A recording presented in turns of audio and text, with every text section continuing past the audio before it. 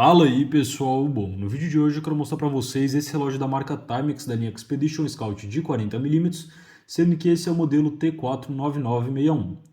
Então esse é um relógio que me chamou muito a atenção, tanto pela questão do estilo, como também pelo custo-benefício do modelo, sendo que é um relógio do tipo Field Watch, ou seja, relógio de campo, assim como, por exemplo, esse Citizen BM8180-03E.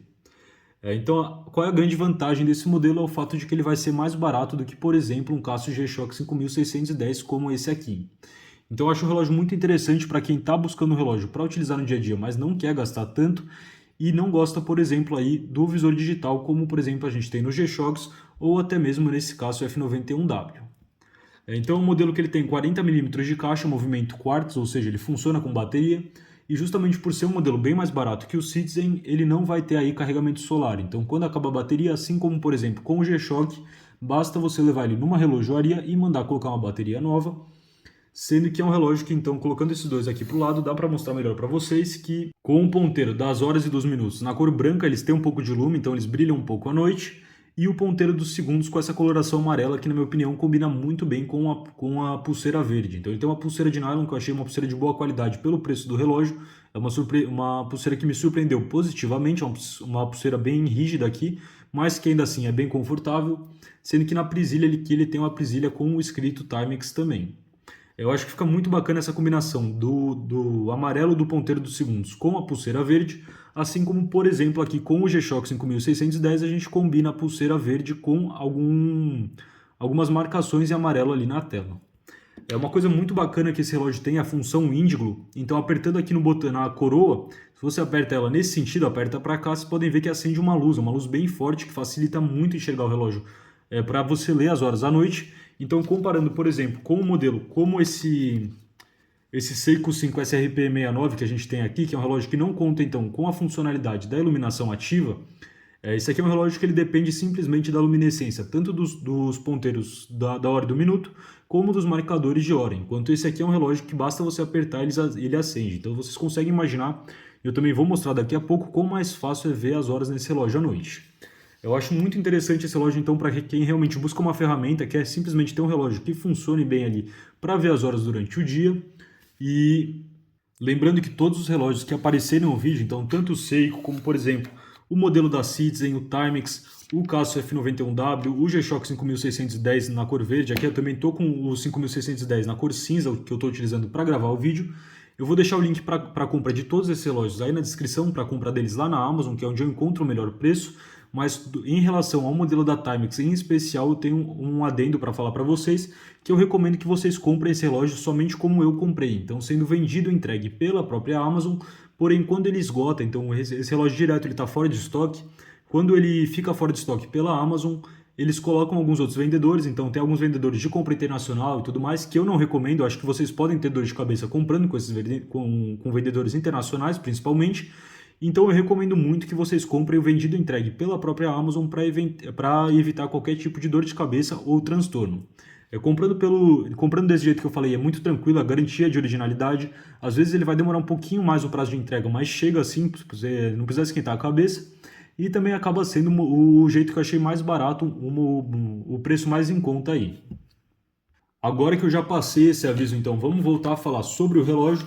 Esse aqui é um relógio que ele é à prova d'água então até 50 metros. Vocês podem ver, tem escrito ali Water Resistance até 50 metros. E eu vou explicar para vocês o que significa isso. A pulseira eu não comentei, essa parte aqui é móvel, então você consegue ajustar ela.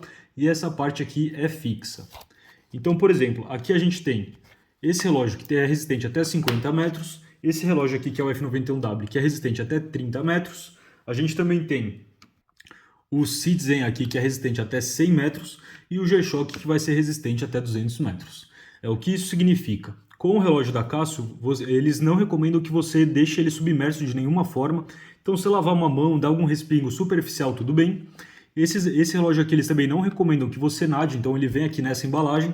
Tem aqui a embalagem da Timex, aqui está aberta no caso, mas vem com o manual que eles recomendam para você não nadar com esse relógio, porque justamente porque eu recomendo também para poder entrar na piscina sem se preocupar nem nada, para entrar no mar e tudo mais, relógios a partir de 100 metros de resistência à água. Então, por exemplo, o Citizen e o G-Shock. Então esse aqui é um relógio que tudo bem você tomar uma chuva no dia a dia, você lavar ele molhando a mão, lavando algum prato, alguma coisa desse tipo, mas não é um relógio interessante para você utilizar ele, por exemplo, aí mergulhando numa piscina ou coisa do tipo. A questão de tomar banho com relógio, pessoal, nenhum desses relógios são recomendados para você tomar banho, não é nem tanto pela questão da água, é mais pela questão dos produtos. Então, desde o sabonete, shampoo e tudo mais, por isso que eles não recomendam que você tome banho com o relógio no pulso. O relógio também é bem leve, esse aqui ele pesa aí mais ou menos 64 gramas, sendo que ele vai ter de espessura aí cerca de 10 milímetros, 1 centímetro aí de espessura mais ou menos. Comparando ele, por exemplo, aqui com o F91W, dá para vocês verem que ele é bem maior que o F91W, e comparando com o próprio Citizen, se a gente deixar um do lado do outro no mesmo tamanho, dá para vocês verem que ele realmente é bem maior que o Citizen também. O Citizen é um relógio de 37 milímetros, se não me engano é 37,5 milímetros, enquanto esse aqui é um relógio de 40 milímetros. Colocando ele do lado do Seiko aqui também, por exemplo, dá para vocês verem, embora esses dois relógios tenham 40 milímetros, pelo design dele, acho que a questão da caixa prata e os numerais, ele parece ser um pouco maior, mas não é, os dois têm 40 milímetros. Sendo que esse aqui é um relógio que, olhando aqui na parte de trás, a gente tem algumas inscrições. Vocês podem ver aqui a parte do Timex. Essa parte que ele diz Stainless Steel Back é porque essa parte que fica em contato com o seu braço é feita de aço, porém a caixa do relógio, então essa parte aqui de cima é feita de latão. É uma coisa que eu acho muito interessante é que é um relógio mais fosco, então, por exemplo, o modelo da Citizen é um modelo que ele brilha bastante, quando bate sol ele chama mais atenção, enquanto esse aqui ele não reflete tanto. Então eu gosto bastante desse aspecto um pouco mais fosco dele. Eu acho um relógio muito fácil de ler os numerais também, eu acho com uma visibilidade muito boa. Ele conta então também com a pulseira de 20 milímetros, assim como por exemplo o modelo da Seiko, mas a pulseira dele não é do estilo Nato. Então pulseiras Nato são pulseiras que passam aqui por baixo do relógio, mas se você quiser trocar essa pulseira aqui, por exemplo, e colocar uma pulseira Nato, você também pode numa boa. Lembrando que a gente tem uma série de estilos, esse aqui é o que eu achei mais bonito para comprar primeiro, mas eu também pretendo comprar mais modelos da linha Timex Expedition com outros tipos de visuais. Então a gente tem uma série de variações de pulseira, de cores de caixa, de até formatos de caixa, da questão das inscrições ali no mostrador. Então eu acho que as grandes vantagens desse relógio são justamente a função do índigo, o fato de ser barato, um relógio fácil de se enxergar, porém ele tem um defeito aí que não me incomoda, mas dependendo da pessoa pode incomodar. Se você ficar bem quieto num ambiente bem silencioso, dá para escutar que ele faz um tique. Eu vou colocar ele bem perto do celular, mas eu duvido que vocês vão conseguir escutar. Mas ó,